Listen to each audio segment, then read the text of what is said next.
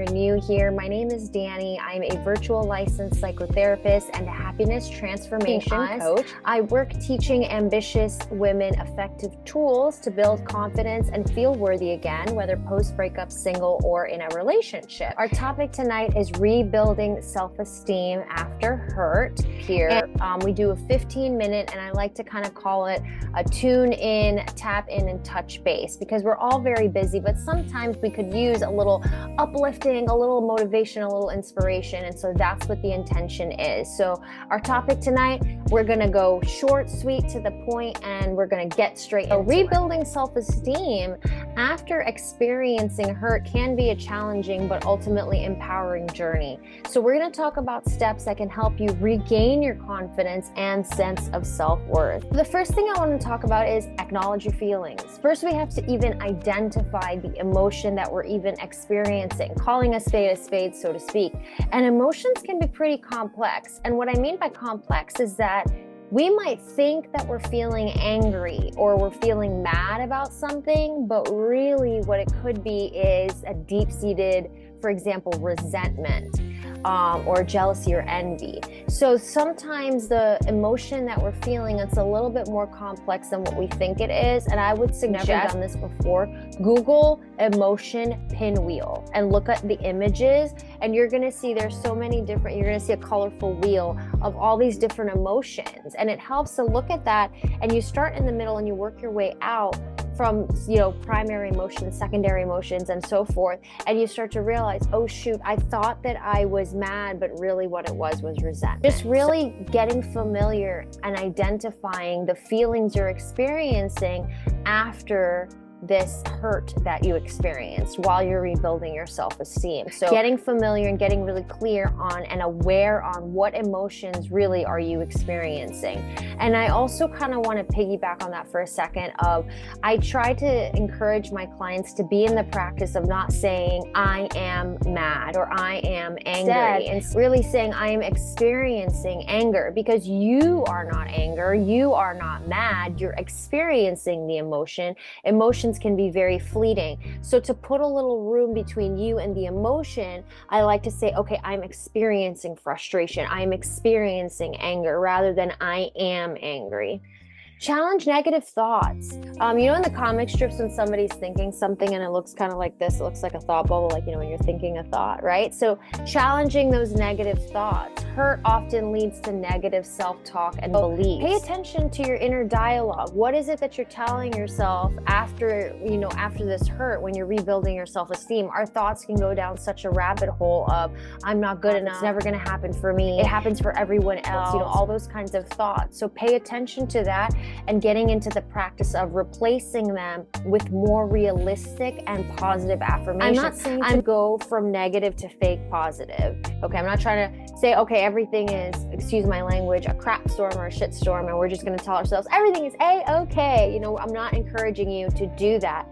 I am encouraging you to be realistic. Say, for example, if you're having a hard time, you might say something like, we've always figured things out.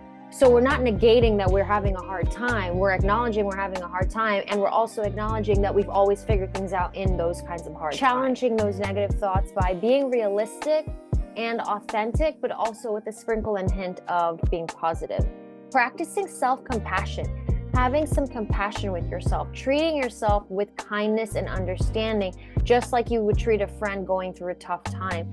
And self-compassion involves being gentle with yourself, accepting imperfections, recognizing that everyone makes mistakes or faces setbacks. So really being easy with yourself. I like to tell my clients, putting the beat up stick down, because we beat ourselves up sometimes. Set realistic goals for yourself. Breaking down larger goals into smaller baby steps, achievable steps.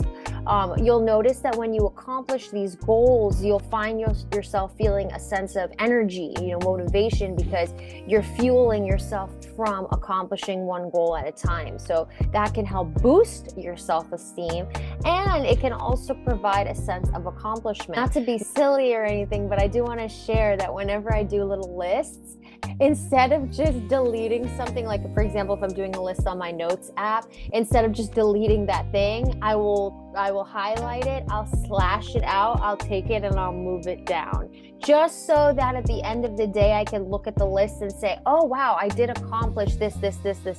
Because sometimes we're accomplishing so many things that at the end of the day, we can look back and feel like, oh my gosh, I still didn't really accomplish much.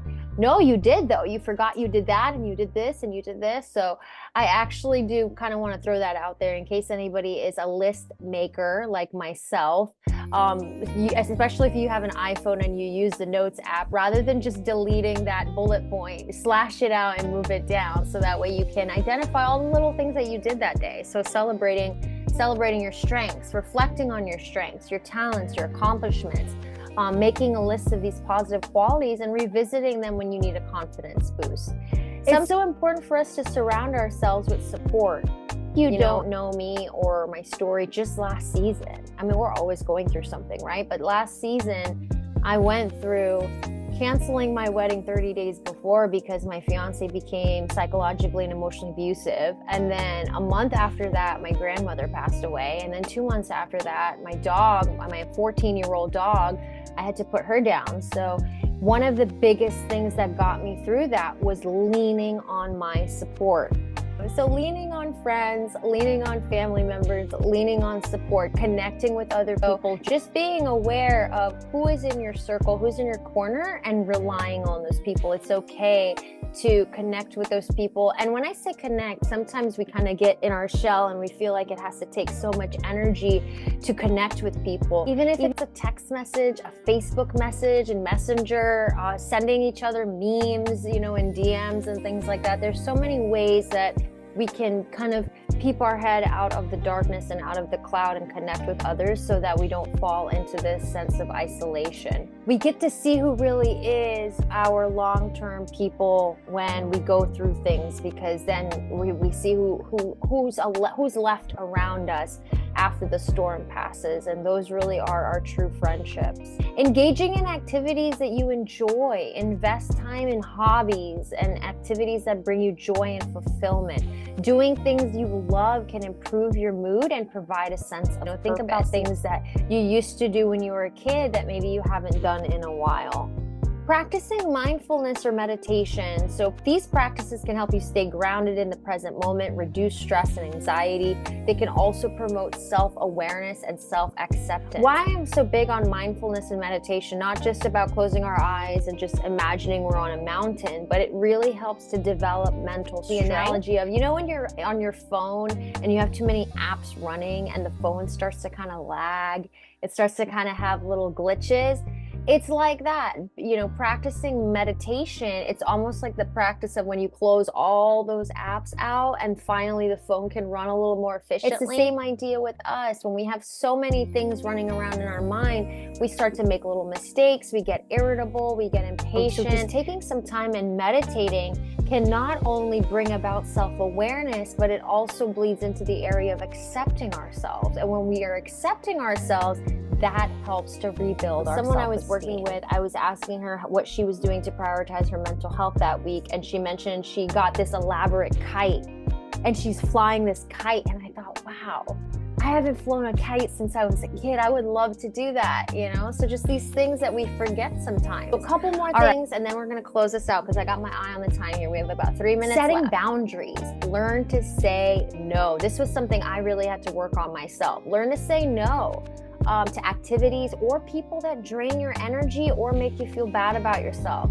Setting boundaries is crucial for protecting your self-esteem and for protecting your well-being. So it's very important to notice, are you in the habit of saying yes when you mean no or no when you mean yes? Setting boundaries do help contribute to rebuilding your self-esteem, especially after hurt. And lastly, I always like to throw this out there, is seek professional help if needed. If you've gone through all these steps and you're still finding it difficult to cope with hurtful experiences, challenging emotions, if your self-esteem issues are deeply rooted, consider seeking support from a therapist or a counselor, because we all have blind spots. Seeking support like that can provide guidance and tools tailored to your specific needs. So remember, rebuilding self-esteem is a gradual process. It requires patience. It requires self-compassion. Be gentle with yourself and celebrate each step forward, no matter how small. With time and effort, you can cultivate a stronger sense of self-worth and resilience. I have a couple of announcements that I want to share with you. I do have some spots open for one-on-ones if you're interested in working together. I do offer a complimentary discovery call to talk about where you are, where you'd like to be, and if we're a fit. So if you or another woman, a girlfriend, a friend of yours, a relative, a cousin, a coworker who has been struggling either with issues with self-esteem, confidence, post-breakup, whether they're single, they're in a relationship, but they're struggling with challenging emotions, challenging thoughts, please don't hesitate to send me a message, reach out to me. Replay, don't hesitate to type in the comments because, I always come back afterwards to look at the comments. And if there are, speaking of comments, if there are any topics that you would like to see be discussed in our Tuesdays tea, also don't hesitate to send me a message. Oh, that was such a great talk, a great connecting. Again, my name is Dani. I'm a virtual licensed psychotherapist and a happiness transformation coach. I teach ambitious women effective tools to build confidence and feel worthy again, whether post-breakup, single, or in a relationship. Take care of yourself, and I will see you again on our next Tuesday's tea.